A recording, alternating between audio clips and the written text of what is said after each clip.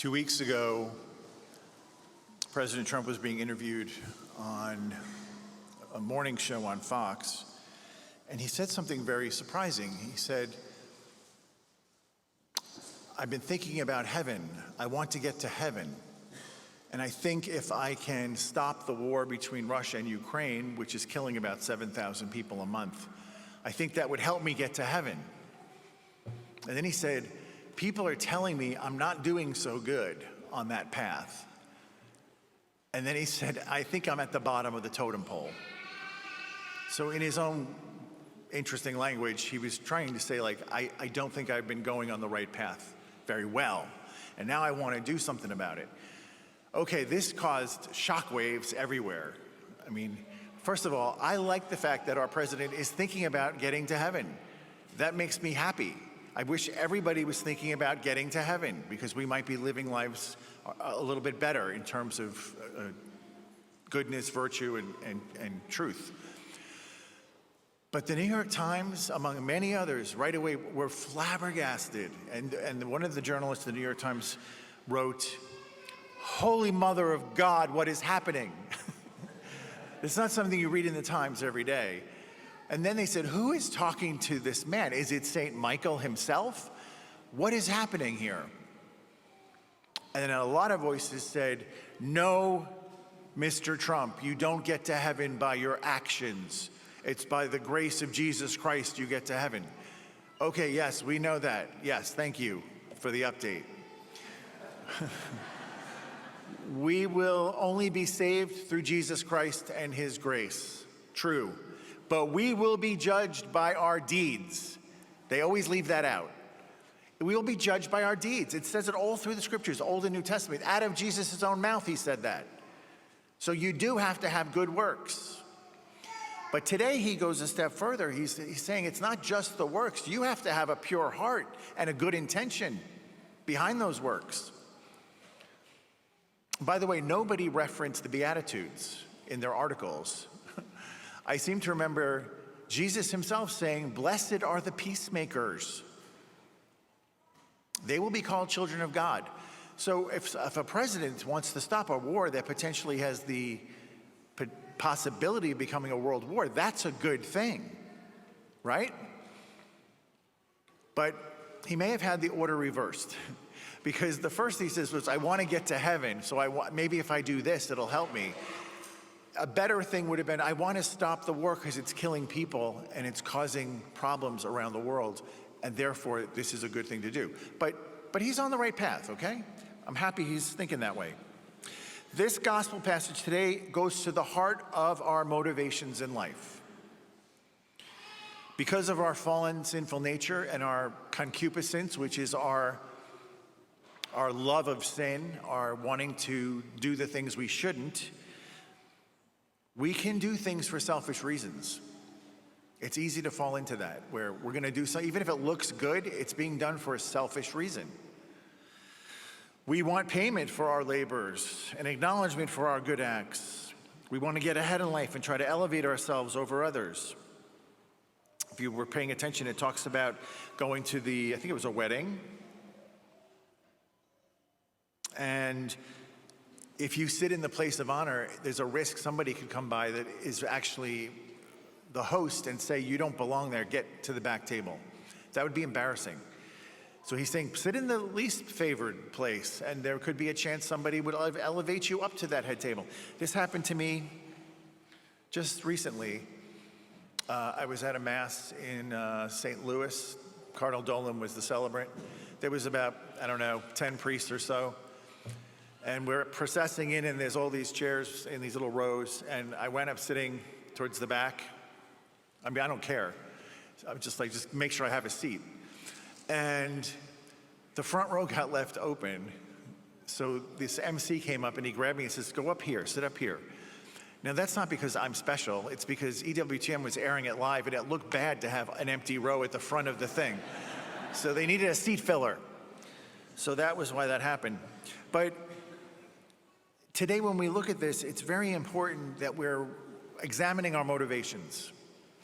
Because it's not enough to just do a good act, it has to be done for the right reason. And the main two reasons are to give glory to God and out of love for our neighbor. Those two things. If those two things are your driver in life, you'll always be on the right path, and that would be a very good thing. But it's not easy to do because it's so easy for the self, the ego, to want what it wants. And when we give in and appease it, sometimes we do things we shouldn't do, or we do something for the wrong reason. But the saints knew this, and they strive their whole life to not only do the good thing, but to do it for the right reason. So let's look, for example, at our patroness, St. Catherine, for example. Just 4 areas where she did things out of love for God and her church. First of all, this woman lived during the time of the Black Plague, the true plague, the Black Death that took 30 million people in Europe alone. So if you caught it, you were likely going to die. And at that time, if somebody became infected, there were families pushing those people out of their homes, saying, you can't live here anymore because you have it, and we don't want to get it. And they'd push them out into the street.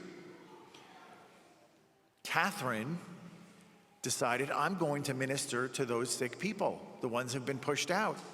And she would go and she would bathe their bodies and cover their sores and their wounds, and then she would minister to them spiritually. She'd pray with them and tell them God's still with them and not to despair. Most of them died. So she would stay with them until death, until they had passed, so they weren't dying alone. She could have contracted it very easily. It was a completely selfless act of love. Also during her time, the clergy were kind of off the rails. And many of the priests were living for themselves, and they were not living the life of a priest. And she would correct them. And she was constantly telling the clergy, you have to go back to your first love, to Jesus and the altar. You belong at the altar and the confessional, not all this carousing and all the things you're doing. Please, fathers, go back and do what you must do. What else did she do? Well, there was also a time when we had more than one pope. There was several popes. One of the real pope was in France, in Avignon. And she knew the Pope had to get back to Rome and do what he had to do. And so she wrote to the Pope. She wrote him and she said, Holy Father, you have been chosen by God to lead this church, and you must go back to Rome and pick up that mantle and do what must be done for the sake of the church. And then she didn't stop there. She went a little bit further. She said, be a man. Go back to Rome. Can you imagine telling the Holy Father that? Could have been excommunicated. Guess what? He went back to Rome. He did what he had to do. She was fearless when she was working for the Lord. One more class of people were the prisoners on death row that were going to be executed. These are criminals. These are bad guys. She would go to the prisons and she would pray with them and she would prepare them for death.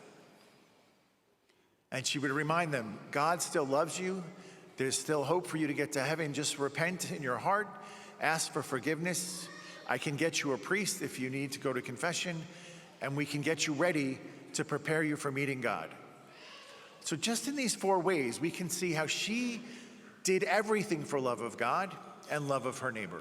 Everything. There was no reward in any of these actions for her. Not in this life. She was storing up treasure in heaven. She knew the value of loving God and loving her neighbor, and to put her life into those moments and situations that would do just those 2 things. And we're being called to do it today. It's not easy, especially in the world we live in. We live in a very selfish world. I don't know if you've noticed. Much more so than in most times in history. In fact, sometimes when I think about this, it makes no sense. The whole idea of the selfie, I know it's cute with the kids and all, but was there ever a time in history when people would just take pictures of themselves and put them in their photo album? If my great-grandmother, she had the black pages with the white corners. For the older people, you don't know what I'm talking about, but it's okay. You know those old photo albums, right? And they were always pictures of like the family and the gatherings, the baptisms, the weddings, all these things, right? What if you open that book one day and there's grandma as a young woman. There's grandma as a middle-aged woman. There's grandma getting her hair done. There's grandma going shopping. There's grandma cooking at the stove. There's grandma. Every page is grandma. You would go, Grandma, what is wrong with you? What are you doing? Where's the family? But today we think it's normal. In fact, Kim Kardashian, dare I speak her name in a homily?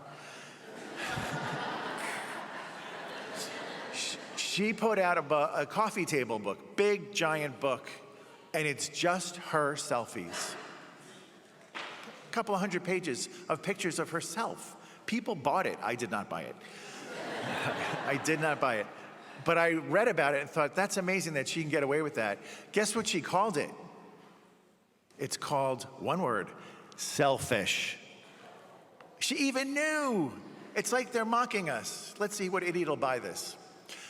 This is the time we live. We live in a very selfish generation. So when you do come out of yourself, when you humble yourself and commit to doing God's work, you will be blessed richly.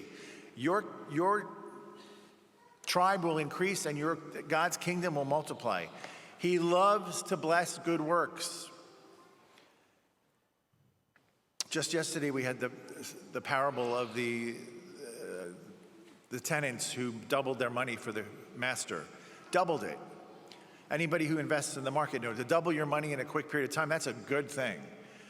God's telling us, I will double your rewards quickly when you work for me, because I like to do that. He loves to do that.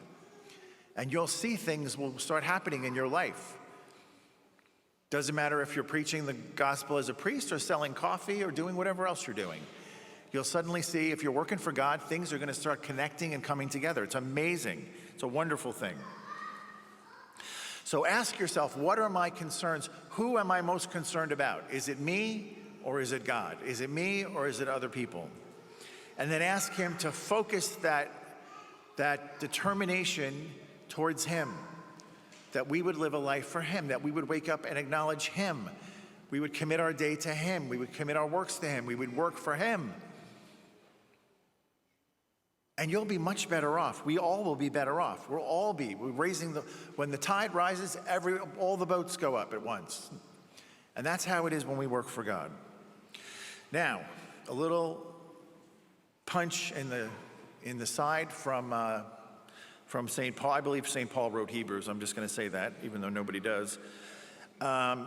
Today, when we read that letter, that epistle, he's describing the difference between the old covenant and the new covenant. He does it for a reason. He's talking to the first century Christians. He goes, remember the old covenant? Remember when they went to the mountain to hear God speak? What would happen? The terrible thunderstorm would come, and the lightning and the peals of thunder and the terror. The people were terrified. They would run to their tents and say, we don't want to go to the mountain today. You go to the mountain, Moses, and then tell us what God has to say. It's too frightening. That was the old. The New Testament covenant comes through Jesus Christ, where he's reconciled us with the Father, and now there is no need to fear. We're coming here to meet God right here at this altar. He will be here.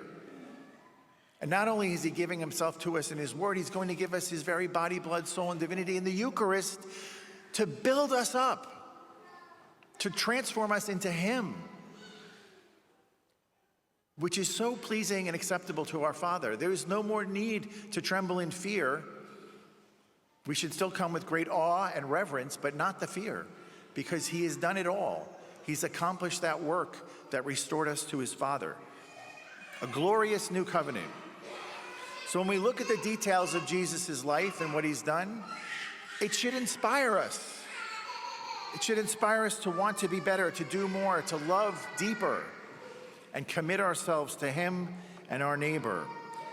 And what do we have to lose by letting go of our pride and arrogance? We have nothing to lose and everything to gain.